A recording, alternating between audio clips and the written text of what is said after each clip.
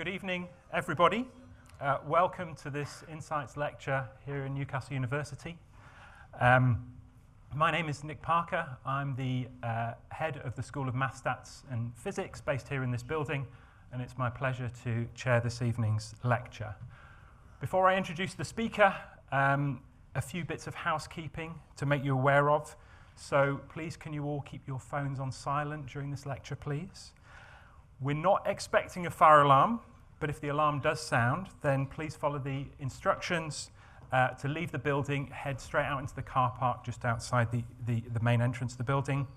If you'd like to tweet about tonight's lecture, please use #InsightsNCL. And following the lecture, there'll be ample time to take your questions about the lecture. So, over to our speaker. So it's my great pleasure to introduce Dr. Chris Harrison. Chris has spent 14 years studying supermassive black holes and how they influence the life of galaxies.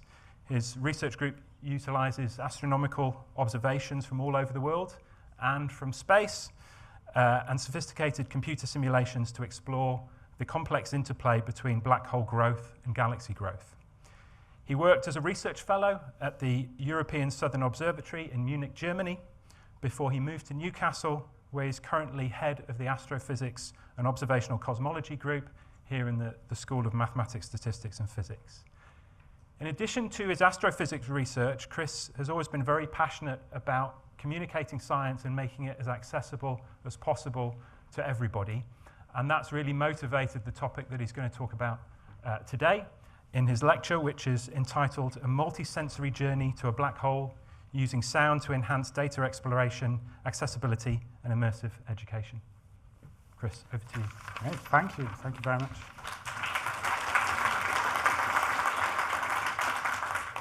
Okay, so sometimes in our life we have defining moments that really change our perspective, change the way we think. And maybe you can think of some time in your own life. It could be a new family member, a loss of a family member that changes your priorities. Maybe you witness something that changes your perspectives. Or maybe you meet someone who makes you think differently. And that's where my story starts today, where I met somebody who made me rethink the entire universe. That person is Dr. Nick Bond. I met him back in 2018, April 2018, at the European Astronomical Society meeting in Liverpool, where hundreds of astronomers come together.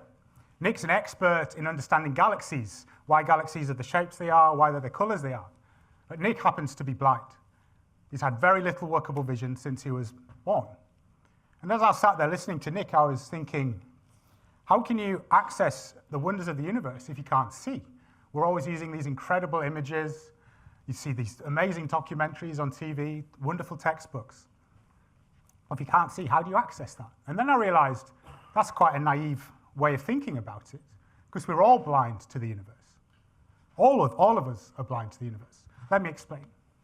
If you go out here at Newcastle, you have a clear night, like these cold nights we're having at the moment, you might be lucky enough to see 100 or so stars. If you go out deep into the Northumberland, maybe Kielder Forest, darkest skies in England, you might be blessed with seeing a few thousand stars. But really, that's a bit of a joke compared to the hundreds of billions of stars that are in our Milky Way galaxy. If we want to really get a sense of the enormity of the universe, we need powerful telescopes, like the Hubble Space Telescope. Around 20 years ago, Hubble stared into a patch of the sky that appeared completely black. A tiny patch of the sky, in fact, just a tenth the size of the apparent size of the moon on the sky. It opened its shutters for over 10 days and just collected the light, collected the light, collected the light to see what was there. And this is the image that came out. Every speck that you see on that image is not a single star, it's an entire galaxy. Each speck containing hundreds of millions to billions, hundreds of billions of stars. The universe is huge, it's enormous. The light that we see with our eyes is just a tiny, tiny fraction of all the light there is. But that's not all.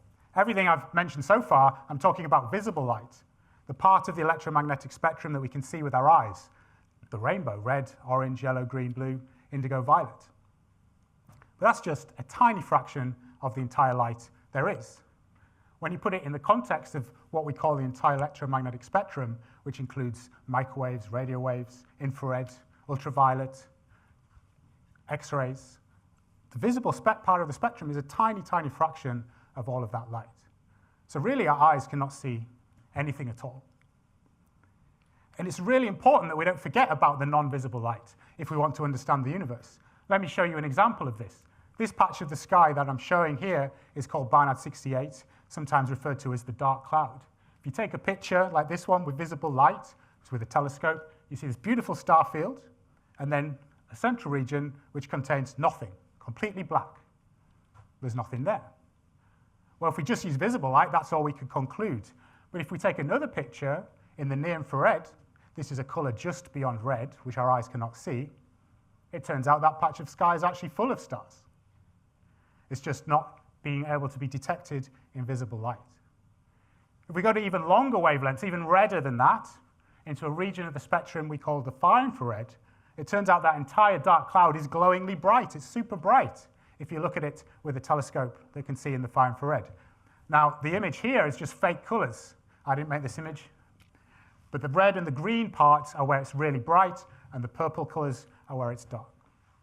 So we've got a whole new understanding of the universe by going beyond the visible.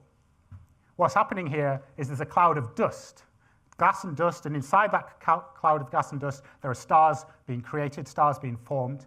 Those same stars are heating that dust, which makes it glow at far infrared wavelengths, and that same dust is blocking the visible light from reaching us and reaching our telescopes. So we really have to go beyond the visible if we want to really understand the universe. But that's not all. Most of the universe is completely black, and actually black. Today's lecture isn't about the mysteries of dark matter and dark energy, but it's relevant for this context that from our understanding, the stuff that we know from every day, the stuff the table's made of, the stuff that you're made of, the stuff that stars are made of, makes up less than 5% of the entire mass energy of the universe. Everything else is completely dark, emits no light, and doesn't interact with light in any way we really understand. We're all blind to the universe. The universe is basically 100% invisible. So why then do we always use visualizations, pictures, graphs, charts to represent the universe? That's what I was asking myself after being inspired by meeting Nick. Now, Nick's way of re-representing the universe is his incredible project, which he calls Tactile Universe. And he was like, oh, maybe we can make the universe tactile. And at the end of the lecture, I invite you to come and explore some of the models that he's produced with me, which allows you to touch the contours of images. You can feel the shape of a spiral galaxy, the shape of an elliptical galaxy with your fingers. Use your sense of touch. Now, when I met Nick, I'd been doing astrophysics as a professional for 8 or so years, and I have my full working vision. But even for me, I felt a deeper understanding of those galaxies when I was able to touch them, feel the contours of the different types of galaxies and how those light profiles work. It really gave me a bigger sense of depth of understanding by going and using a sense beyond my sight. Now, while I was sat there, I was thinking, what about our ears? Now, how can we interact with the universe with our ears, explore the universe with sound? I grew up in a musical household. My dad's a musician, composer, was a music teacher for his career. My sister went on to be a music teacher, and I played a lot of musical instruments as a child. And I thought, how can I bring my childhood love of music with my professional career of astrophysics? So I started thinking about representing the universe with sound. What I'd stumbled across on my own journey was this idea of data sonification. You may be familiar with the term of visualization. That's where you take data and you represent it with some visual, like a bar chart, a pie chart, scatter plot, or some image. These are all methods of visualization. Sonification is the equivalent, but using sound. Now, it might feel a bit abstract to you, but you probably come across some of this in your everyday lives. For example, if you have a parking alarm on your car.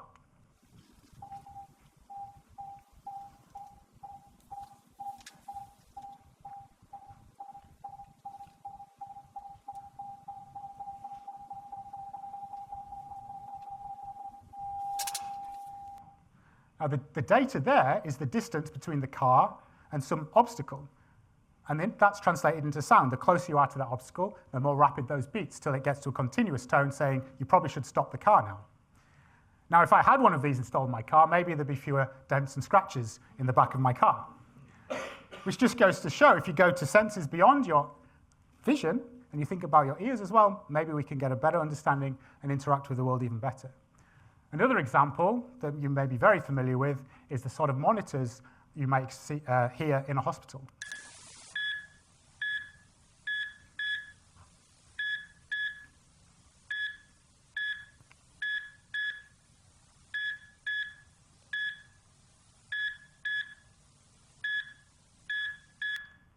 These monitors allow the nurses and the doctors to be able to hear how the patient is doing without having to stare at a screen. So they can get on with other important duties while using their ears to understand those important data. So sonification is already used, but I was thinking, how do we represent the entire universe with sound? And one thing led to another, and over the next couple of years after meeting Nick, we developed this project called Audio Universe.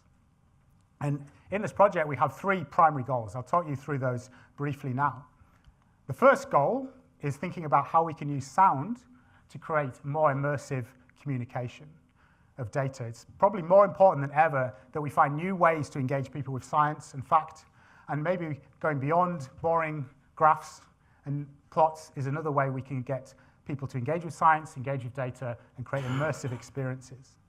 I'm going to show you an example that we put together. It's not about space, about probably the most important part of space, though, our own Earth. And the data that we've sonified here is the temperature fluctuations on the surface of the Earth as a function of time. This visualization is very famous. It's a very good visualization of these data called the climate stripes, where the stripes represent the fluctuations with temperature from the average.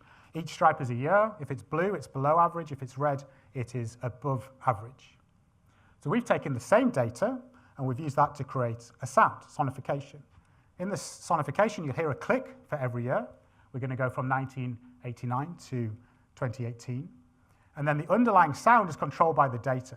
If the temperature is lower, the sound is less intense and lower in pitch. And if the temperature is higher, it's higher in pitch and a more intense sound.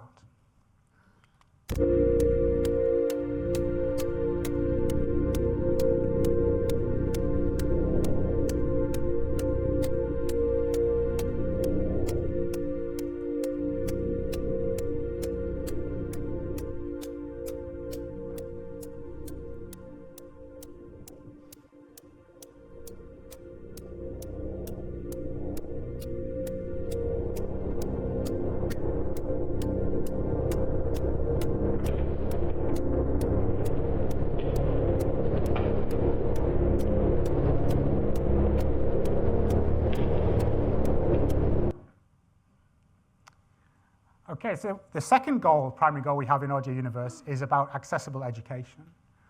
So we're thinking about using multimodal, multisensory approaches for education, and that will make it accessible for a key obvious audience, which are those who have low vision or completely blind, but also a wide variety of extra educational needs can benefit from a multisensory approach to learning. So we've been developing this over the last few years. The flagship project so far that we've done with regards to this goal is that we made a show called Audio Universe Tour of the Solar System.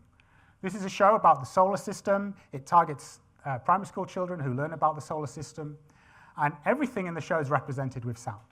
The planets and the stars also have characteristic sounds as well as visuals. And this, importantly, was put together with collaborations of the target audience.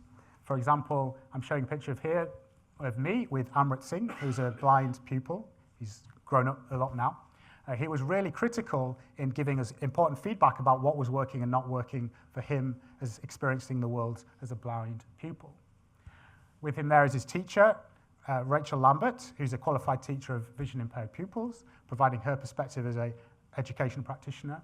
We also worked with community groups, such as the Views group of low vision adults. And since then, we've been working with more teachers and pupils including Kat and Emma here, to develop further projects. To go along with the show, we've created multisensory workshops where we go into the classroom, as well as playing some sounds from the show, the children can experience the universe in a tactile way. So we take some models, and they can make their own models of planet surfaces, a scale model of the solar system, which is tactile, which is really an engaging way for all of the pupils, irrespective of their extra needs. And we've got some of those examples also at the front, which I invite you to explore at the end. I'm going to play you one excerpt from the show, just to give you a sense of how we do this. In this excerpt, you're going to be experiencing the planets in the solar system, and we wanted to represent with sound how the different planets orbit the sun, where the inner planets are orbiting very fast and the outer planets are orbiting much slower. Each planet has a characteristic musical instrument and note, which is introduced earlier in the show, and the sun also has a characteristic sound. I'll play this. Starting with the sun. Adding Mercury. One orbit in just 88 Earth days. Next, boiling hot Venus.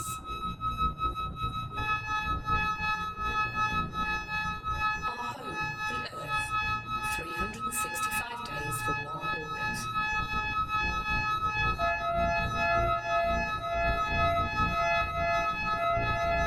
Mars, the red planet.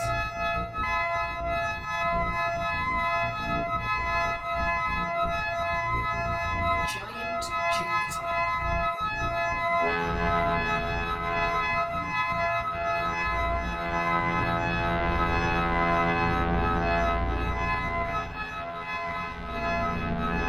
Next, ringed Saturn.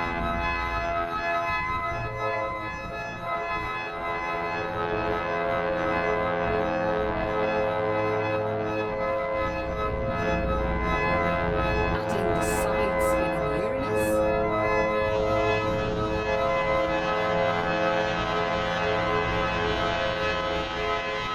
Finally, freezing cold Neptune.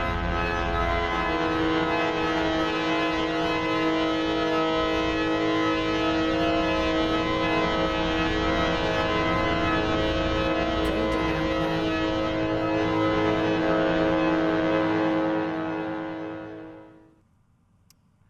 There we go. This show's now being shown all over the world. We have a version which is made for planetariums, so you get a surround sound experience too, which is even more immersive. So next clip, I'm just going to play some reflections from a teacher of vision impaired pupils and one of the pupils themselves that we've been working with. This project has proven that there are no limitations on what you can achieve regardless of need or disability. I can definitely imagine using sound to develop my interest in science in the future. I was amazed at how much of it I felt like I could access. Okay, so the last goal of our project, primary goal of Audio Universe, is about data exploration. We're living in an era of big data, complex data sets, more data than we really know how to handle. And it's becoming increasingly difficult to represent the complexity of those data purely with visualization, with the standard approaches. So we're exploring how to add sound as a way to explore those data sets, which you might not be able to do purely with visualizations. And to give you one example of this is some of the data that I use in my research is three-dimensional. So we take an image, if you like, of an astrophysical object, but there's a third dimension, which tells us about the gases, how the gases are moving, the gas content. It's called a spectral dimension. And that can be very difficult to represent and explore in traditional visuals approaches. So what we've done is created a tool where you can visualize the standard two dimensions, the image, and then the third dimension is turned into sound. This is a direct translation of the data into sound. So as you explore the image with your cursor, you can hear what's going on in the third dimension. Now, without going into too much of the details of the astrophysics here, just to give you a brief idea for this clip I'll show you of an example scientist exploring this data set. This is what we call a planetary nebula. It's a region of gas around a star that's just been created. Planets have been formed in this ring. So the image shows a ring. That's what we can see. But the third dimension, we can learn something about how that gas is moving. So as you listen to it, if you hear a lower sound, it means that the gas is moving away, and if you hear a higher sound, it means the gas is moving towards us, or with respect to the star. So I'll play a little clip of a scientist interacting with this tool.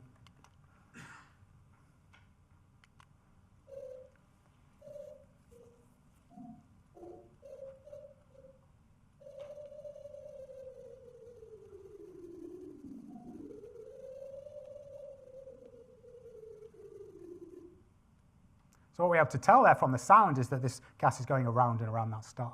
So this is becoming a useful tool, irrespective of the level of vision. This is allowing us to explore the complexities of these data sets. Okay, black holes. So my astrophysics background is black holes. That's how I started out on my scientific journey. So I thought I'd spend the rest of my time with you in this lecture talking a little bit about black holes. What is a black hole? How do we make a black hole? And as we go, I'm going to provide some of these sound-based approaches that I've been talking about so we get that extra insights into the data. Okay, black hole. There we go, there's a black hole on the screen. What is a black hole? We could have a long debate about what a black hole is, but for my purposes today, I'm going to refer to a black hole as a region of space where the gravity is so strong, the gravitational attraction is so strong that even light could not escape it. If a light beam was to get fairly close to the black hole, it might not fall on it, but it would appear to be deflected. Light travels in straight lines, but because of the gravitational field around the black hole, it warps space itself, which gives the apparent bending of that light beam. If you get closer to the black hole, you bend even more, or appear to bend even more. Perhaps you get so close that you go right round the black hole and came back from where you started. But if you're unlucky enough to be a light beam that gets too close to the black hole, you're going to spiral in, fall onto the black hole, and never be seen again. So that's, for today, our definition of a black hole. Now, that's a nice theoretical idea, but do these things exist? Well, yes, they do exist, and we can detect them. How do you detect something that's invisible? Well, we can use something called gravitational waves. Because of this warping of space-time, we're able to detect black holes when they're orbiting each other. So this is an artist's impression of visuals of two black holes spiraling around and around. That warping of space-time creates this ripple effect, a wave through space and time. As they get closer and closer, the frequency of those waves goes up and up and up until pop, you've got one merged black hole and this burst of gravitational waves go across space. And we can detect those. So the LIGO detector is an example of this gravitational wave detector. Has two giant arms that are perpendicular to each other, which laser beams are sent down. Now, we know exactly how light travels, how fast it travels, so we can measure slight fluctuations in those beams as a gravitational wave passes through it. And if you were to make a visualization of a signal from a gravitational wave, it might look something like this. This is a visualization of frequency as a function of time to the merger. As I was explaining before, as you get closer and closer to that merger, the frequency increases until the black holes merge into one. We could easily turn that into a sound. It's just frequency and time. So it might sound something like this.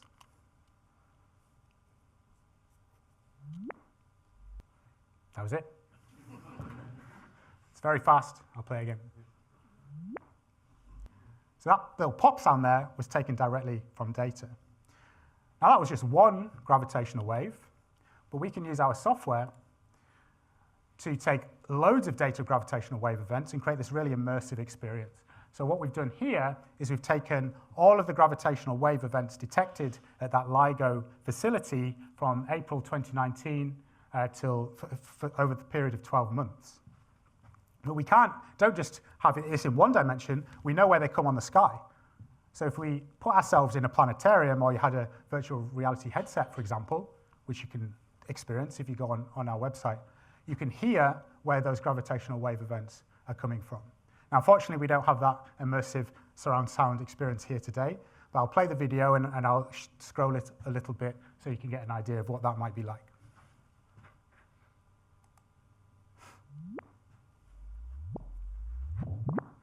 We can move around space.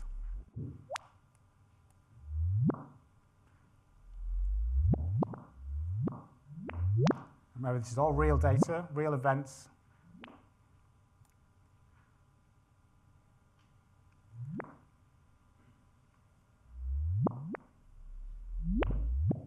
The different pictures tell you something about the properties of the black holes that are emerging.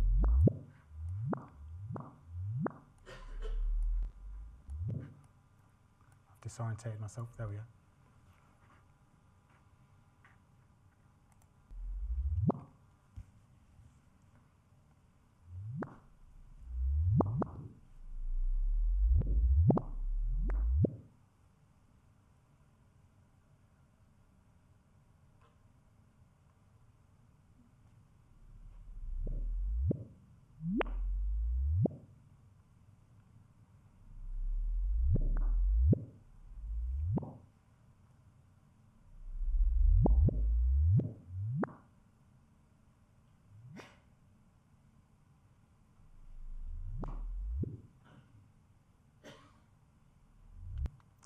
So you basically just listen to a year's worth of gravitational wave events, which were probably more interesting than if I showed you all of those plots. The other way we know that black holes exist is when they are nearby stars, they can end up pulling material off that star, and that material, that gas, goes around and around the black hole because of its gravitational pull, creates what we call an accretion disk. That material gets hotter and hotter, becomes a plasma, and releases a huge amount of energy in the electromagnetic spectrum. So this light isn't coming from the black hole itself, it's coming from the material that's been stripped off a nearby star, getting really hot and producing this radiation. On the screen, I'm showing an artistic impression, a visualization of that process, and I'm about to play you a video where you're going to hear the data, the real data that's been turned into sound. And there's two types of data in this sonification. There's the X-rays from an X-ray facility, which you will hear as a windy sound, and there's the visible light data that you'll hear as a musical chord. And as that light gets brighter and fainter, you'll hear the intensity of that sound change, because that's how we've controlled the sound with the data. And I'll ask you to listen to how those two different sounds, the X-rays and the visible light, interact with each other. You'll hear the whole thing twice.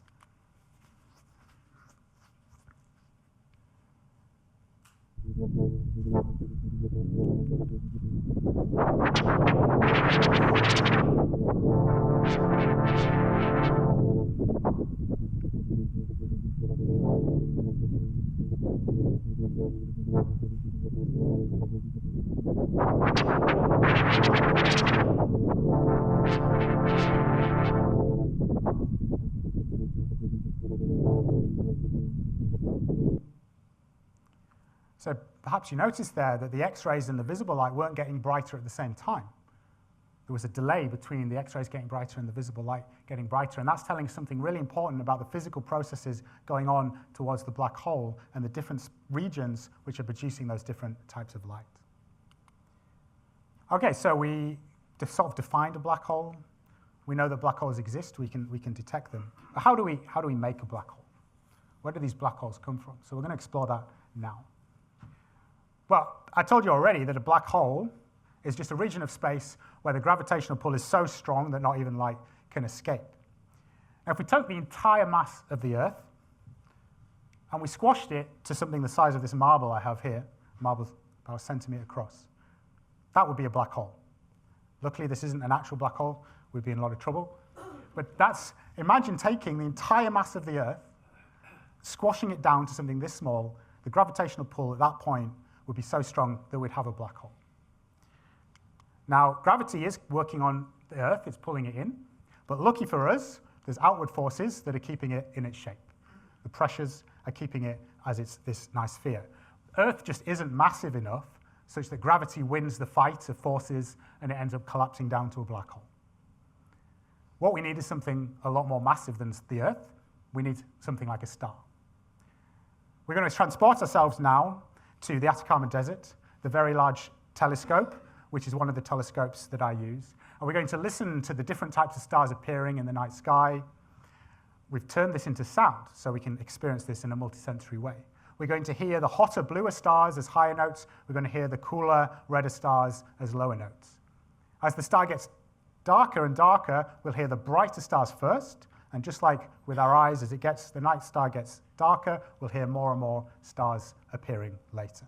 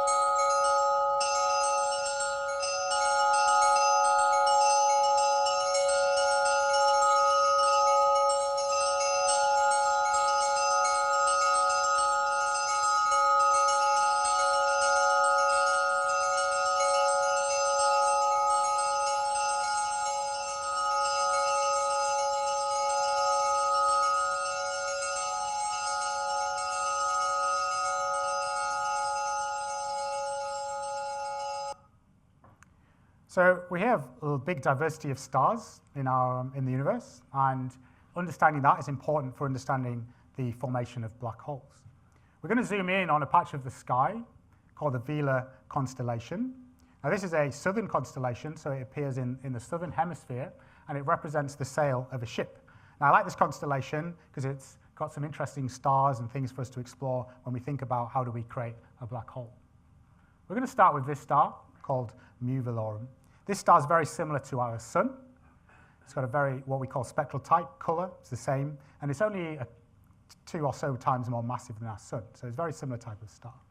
So it might look something like this. Now I've created a synthesized sound, so this isn't tied to data at this point, this is just to create an experience of what it might be like if we were close to a star.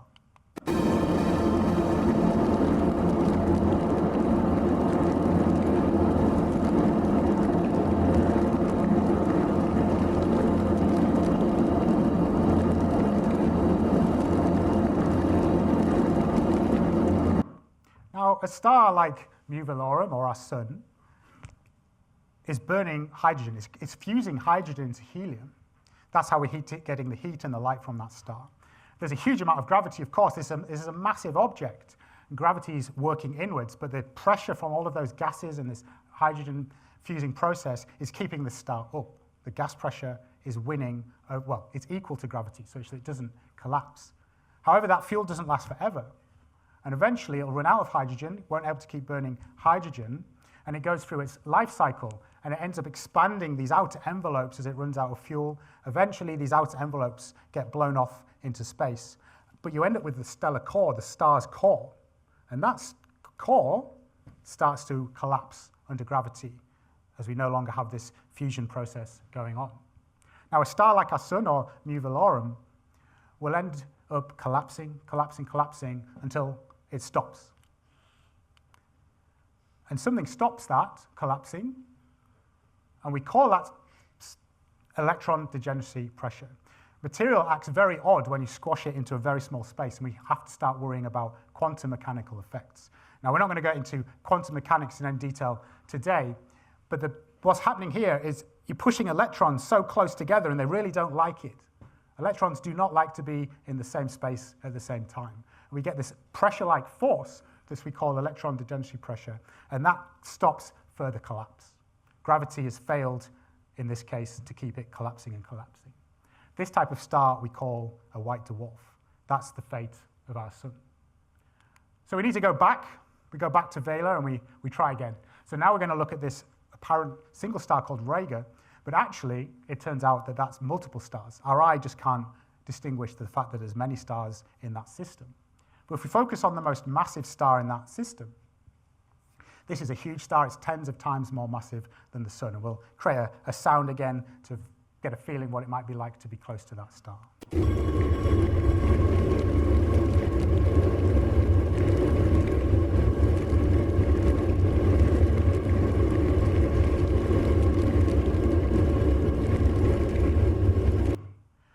Now this star is a lot more massive than the one that we looked at already. The gravity is therefore even stronger. So when it runs out of fuel, it's going to collapse. The core is going to collapse. The outer envelopes get blown off into space. It's going to collapse. It's going to collapse. Electron degeneracy pressure is no good. Electron degeneracy pressure cannot win, so it keeps collapsing, and then we end up with something we call a neutron star. The electrons and protons have been fused together, and we end up with a giant ball of neutrons, the same as the atomic nuclei, a huge ball of neutrons. And to give you some idea, although it's sort of difficult to imagine what a neutron star is like, it's taking 2 or 3 times the mass of the sun and squashing it into a region of space the same size as Newcastle. But neutrons don't like to be squashed together either. And so neutron degeneracy pressure, for similar reasons to the electrons, beats gravity, and we get stuck here. Now, neutron stars are very interesting objects, and there is a very fascinating one back in our constellation of Vela, in a region of space called the Vela Nebula. If we take an image of that region of space, we see what we call the supernovae remnant. When those outer layers were blown off into space, we can still see the remnants of a star that has gone through that process, this beautiful image of gas and dust. And deep in that nebula, is a neutron star. This is not any old neutron star, it's a special type of neutron star that we call a pulsar. A pulsar is a neutron star that's rotating around really rapidly. Tens, hundreds, or even thousands of times a second it's rotating around. And from that rotating object, there's a beam of radiation, often seen in X-rays or radio waves, that's like a lighthouse going round and around and around. And if we happen to intercept that beam of radiation, we can detect those pulses, those very rapid pulses, as it goes around and around. And this is a pulsar. We can use a telescope like this Perky's radio telescope to detect those pulses. Now the sound of this wasn't produced by us, it was produced by Jodrell Bank, but they've taken radio pulses and we've made an audio version of that. So this is the radio data of this pulsar.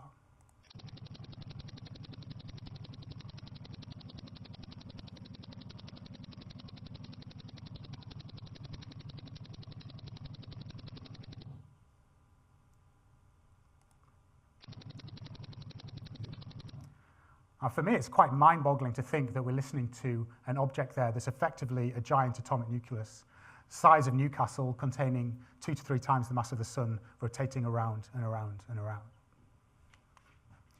Okay, but sometimes the remnant of these massive stars is so massive that even neutron degeneracy pressure cannot win. Gravity takes over. The gravitational force is so big that neutron degeneracy pressure cannot hold it up. It collapses, until all we can rethink of it really is an infinitely dense point of space, a singularity. Because our laws of physics have no explanation for an outward force that can keep something like that up. This is how we get a black hole. To be more specific, we'd call this a stellar black hole because it was a black hole created from a star, stellar or star.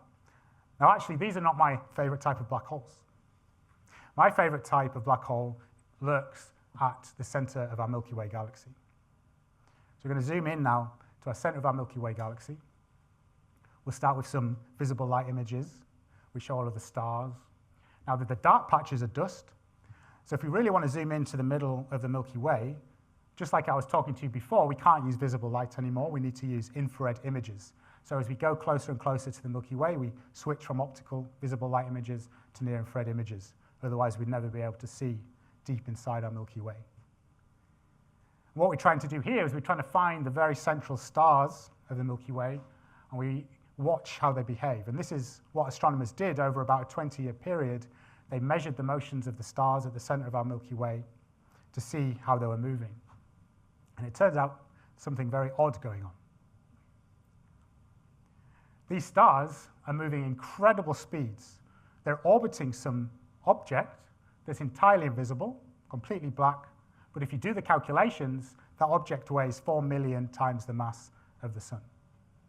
That's what we call a supermassive black hole. And it's not just the Milky Way, it turns out every galaxy contains one of these supermassive black holes at its center. So how do you make a supermassive black hole? Well, that's today's cliffhanger. I'm not going to tell you the answer to that question because we don't know the answer to that question. This is active, ongoing research. We understand quite well how we create a stellar mass black hole. It sort of makes sense with the physics we understand it. But we have these millions of solar mass black holes inside galaxies. We know how to make them a little bit bigger. We can throw some material on, they get a bit more massive. But how do you create them in the first place? This is ongoing research. These are sort of questions that I'm asking and people at Newcastle and other research centers are asking. What's the origin of these supermassive black holes? So you'll have to come back later, another time, for part 2 of this lecture, if and when we have the answer to this question.